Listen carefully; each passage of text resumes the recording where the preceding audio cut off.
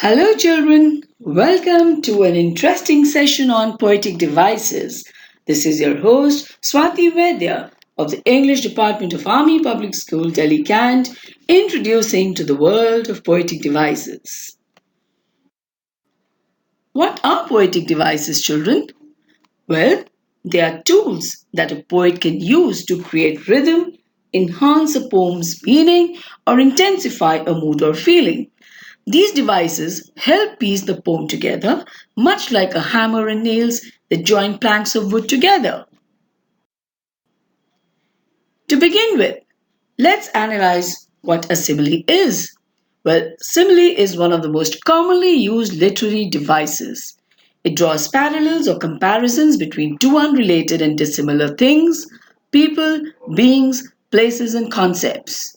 Similes are usually identified by the use of words as and like. For example, as cunning as a fox, as high as a mountain, as strong as an ox, precious like a diamond.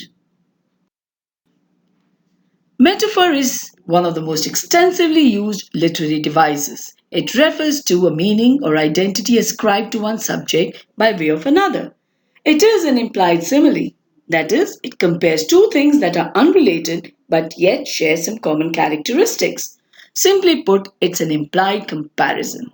For example, the science assignment was a breeze. All the world's a stage.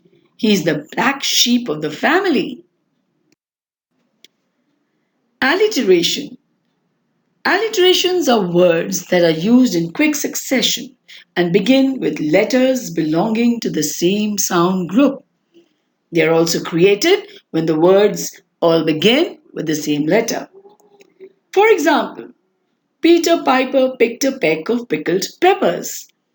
A good cook could cook as much cookies as a good cook who could cook cookies. Now, wasn't that a tongue twister? Another one for you. The fair breeze blew, the white foam flew. Personification. It is one of the most commonly used and recognized literary devices.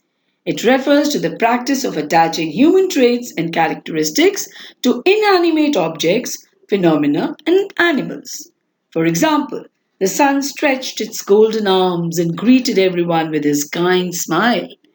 The trees were fluttering and dancing in the breeze. The wind howled as the storm grew stronger. Imagery. In imagery, words and phrases are used to create mental images for the reader. Do you know there are 7 types of imagery? Visual, auditory, olfactory, gustatory, tactile, kinesthetic, and organic. Imagery for taste. Let's have an example. The familiar tang of his grandmother's cranberry sauce reminded him of his youth. Sound. The concert was so loud that her ears rang for days afterwards. And sight. The sunset was the most gorgeous they had ever seen. The clouds were edged with pink and gold.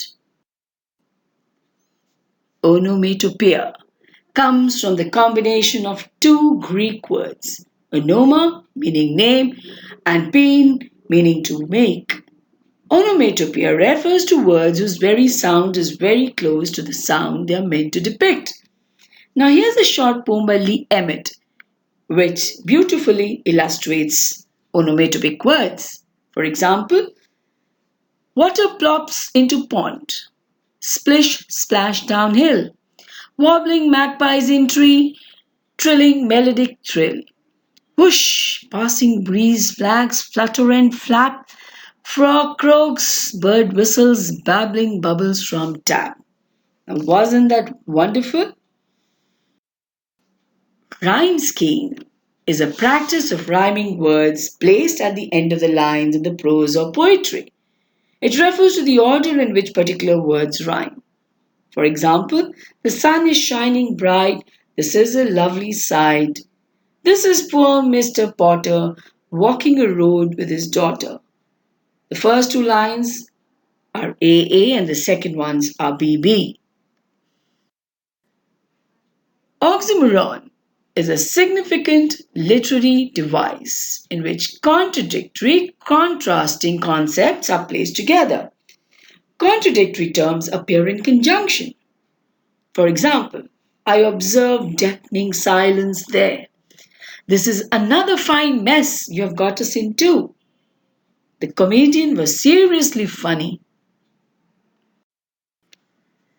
Apostrophe. Now, children, apostrophe is when a character in a literary work speaks to an object, an idea, or someone who doesn't exist as if it is a living person. Twinkle, twinkle, little star, how I wonder what you are. Or, oh, pardon me, thou bleeding piece of earth, a very famous line from Julius Caesar. And welcome, O life.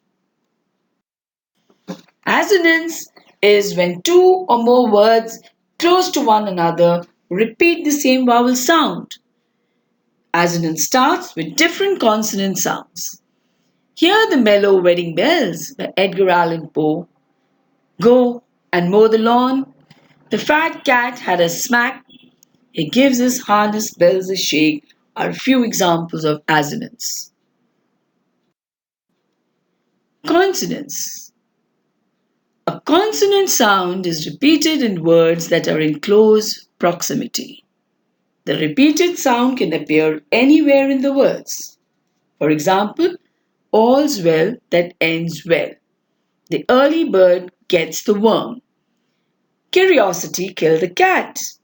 A blessing in disguise are a few examples.